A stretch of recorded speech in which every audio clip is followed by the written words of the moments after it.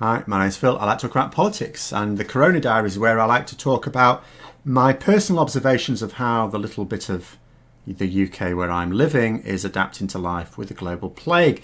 This week I'm going to take a look at this newfangled idea of British common sense. But first, if you'd like to be notified of daily news and politics, then please subscribe to the channel and click the bell notification icon. So last Sunday, Prime Minister Boris Johnson essentially announced the end of the lockdown while still saying that the lockdown is in place. It's like, fly and be free, don't fly and be free. Go to work, or don't go to work. You know the thing. We all saw the Matt Lucas impression. But you can now leave the house for basically any purpose you wish, is the bottom line. One of the regulations says that you can go to an open space, can't go to other people's houses, okay, but you can go to an open space, in other words, a place in the public, whenever and as often as you like for emotional well-being. Now, there's an awful lot of other reasons you're allowed as well, but it doesn't matter. Emotional well-being is entirely subjective. It's down to the individual. You can say you're doing anything for emotional well-being. So that's basically anything then. And Johnson said he thinks that British common sense will see us through this. Oh, yes. Shall I tell you what this British common sense looked like yesterday to me? So yesterday was the day in the week when I go out and about. It's not always on a Thursday. It was on a Thursday again this week. And, it's now more noticeable that just the number of people out, clearly of different households, all just together. But the most stark example of how this British common sense is actually not going to get us through this at all was just the lack of any sort of face coverings being used. Now, the government are not really pushing hard the idea of face coverings, but they have sort of said maybe you should do this.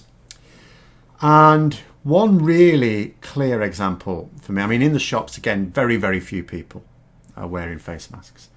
But, in fact, my girlfriend wore one yesterday to the shop, and she said, I felt like a knobhead. I said, no, everyone else is a knobhead. You're not.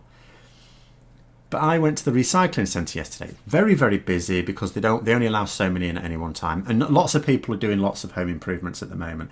So there's higher demand anyway, but because they're allowing fewer into the actual skips to try and encourage social distancing, massive queue. So it took me an hour, and I had a boot full, but I'm very efficient with it. I think in advance about getting it all out as quickly as possible and getting out of there. Some people don't seem to do that. They seem to just chuck it in. But anyway. So I saw, basically what I'm saying, while I was shuffling up every few minutes, dozens of people getting out and chucking the stuff into the skips. Dozens I must have seen. I only saw one person wearing any sort of face covering. They did have a cloth face mask. That was it. The only other person there was me wearing a face mask. Obviously, I only put mine on when I put the window down and start to get out. And no one else did. And other people, even though they're only letting so many cars in to make it much easier to distance, there were some people walking right past others, right past them when they didn't have to. And that is British common sense for you. Like one person out of dozens, we might put that at 5%, wearing face coverings and going very close to other people.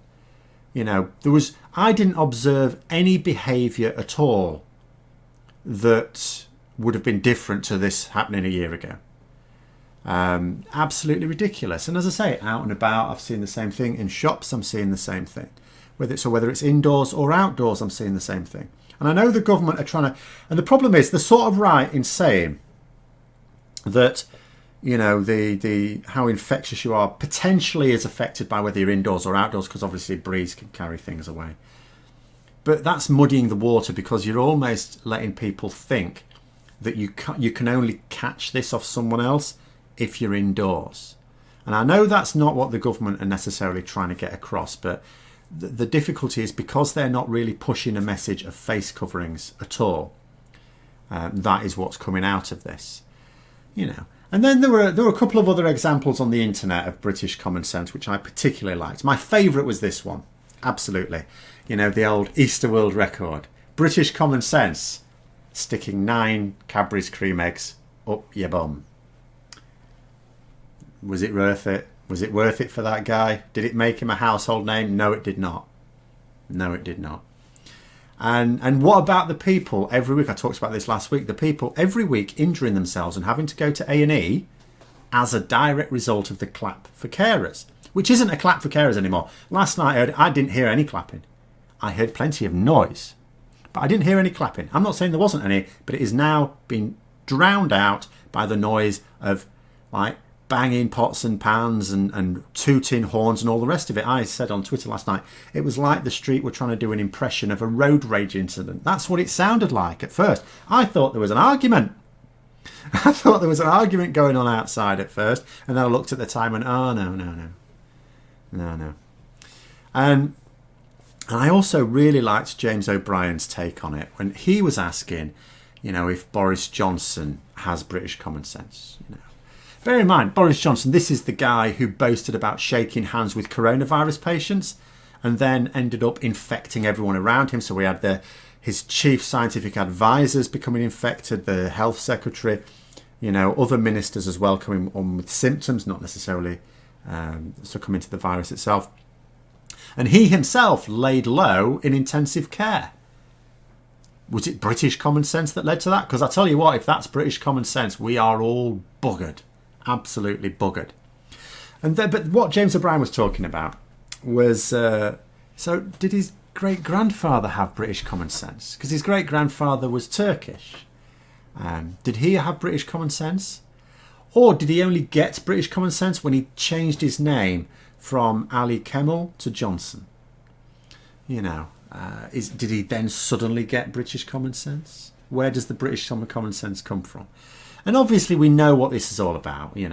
It's the same sort of message that worked so well with Brexit.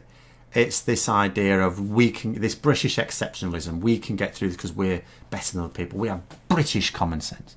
None of this cheap German or French common sense. Obviously that's not going to get you very far at all. British common sense. And if you argue against it, it's like saying, what, you saying I ain't got enough common sense? You saying I can't work out how to deal with this virus myself? And you say to them, yeah, that's what I'm saying. Oh, you're calling me thick? You've got no respect. Well, you used to be so clever. And it works. The reason they're doing this is because it works. You cannot persuade people of that. And it's really distressing. And it is working. It's working in this area. Because, like I say, you see people out and about. And I don't mean people going off. I don't wear the face mask if I'm out on a walk and there's no one else about. But I do when I'm going to go into an area, like especially when I go into a shop or something like that. I definitely wear it. Or even if I'm going to be around a number of people for any other reason. Although so far it has only been to shops. I'm not really going out other than for a little walk at quiet times anyway, when you're not really encountering many. Although even that is now more difficult, because when we go for our walk, what we usually do is find. So if I've talked about this before, you've got someone on one path and someone on another, what you do is you just go into the road. That makes sense. The problem is, as people are coming out of the lockdown more and more, the roads are busy. The roads are much, much busier now. Now, we're still going out for our walk at a relatively quiet time, but there are still noticeably more cars on the road. So sometimes you can't just step out into the road. So that's trickier as well. So it may well be that we're going to have to start wearing the face masks when we're just going for our walk out in the street as well, if we are going to keep coming across other people. But again, there's some people they're not wearing them in the shops. They're not wearing them when they go to work. They're not wearing them on public transport. And the government know this. They're not even pushing the idea of face masks. They've sort of mentioned it so that later on when they say, why didn't you at least tell people to put face masks on? They can say, well, we did. Because, yeah, they mentioned it. They haven't pushed the message, but they mentioned it. So they'll just get out of it that way. But anyway, there it is. Let me know what your thoughts are in the comments below. Let me know what your experiences are in the comments below if you're also trapped on this island with madmen and women. And hope you found it interesting. If you did, don't forget to click the like button if you'd like to support the channel further. Please also click the Patreon link for details. And until next time, I'll see you later.